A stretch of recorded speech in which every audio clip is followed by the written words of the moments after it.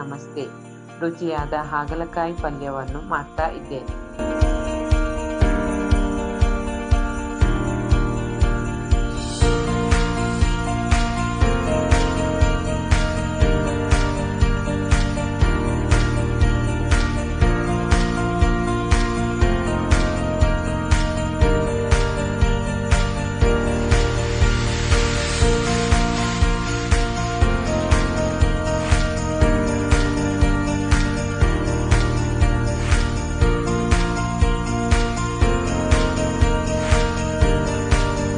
ಹಾಗಲಕಾಯಿಯನ್ನು ನಾನು ತೆಗೆದುಕೊಂಡಿದ್ದೇನೆ.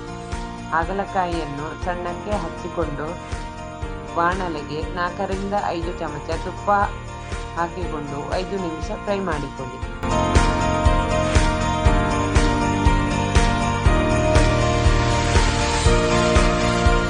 ಬೇಯಿಸುವಾಗ ಅರ್ಧ ಚಮಚ ಅರಸಿನ ಹುಡಿಯನ್ನು ಹಾಕಿಕೊಳ್ಳಿ.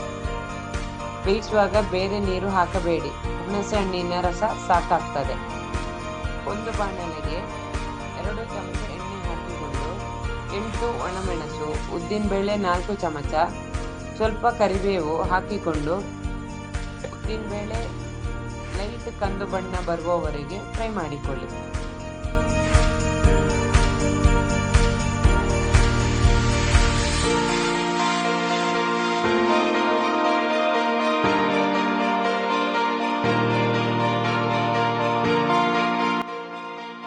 ನಂತರ ಹುರಿದಿಟ್ಟ ಮಿಶ್ರಣವನ್ನು 1 ಬೌಲ್ ತೆಂಗಿನಕಾಯಿ, 1 ಅಣಿ ಬೆಲ್ಲ ಹಾಕಿಕೊಂಡು ನೀರು ಹಾಕದೆ ರುಬ್ಬಿಕೊಳ್ಳಿ.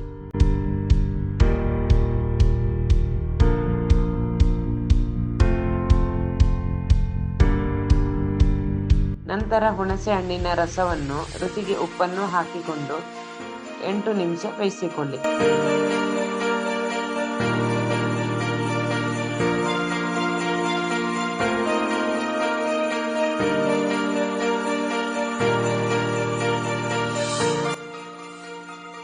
ಬೇಯಿಸಿಟ್ಟಿದ್ದ ಹಾಗಲಕಾಯಿ ಜೊತೆ ರುಬ್ಬಿದ ಮಿಶ್ರಣವನ್ನು ಹಾಕಿಕೊಂಡು 5 ನಿಮಿಷ ಫ್ರೈ ಮಾಡಿಕೊಳ್ಳಿ.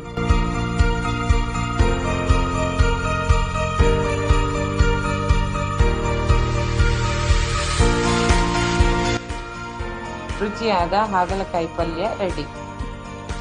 ಇದನ್ನು ಕುಚ್ಚಿಲಕ್ಕಿ ಗಂಜಿಯ ಜೊತೆ ಸವಿಯಲು ತುಂಬಾ ರುಚಿಯಾಗಿರುತ್ತದೆ.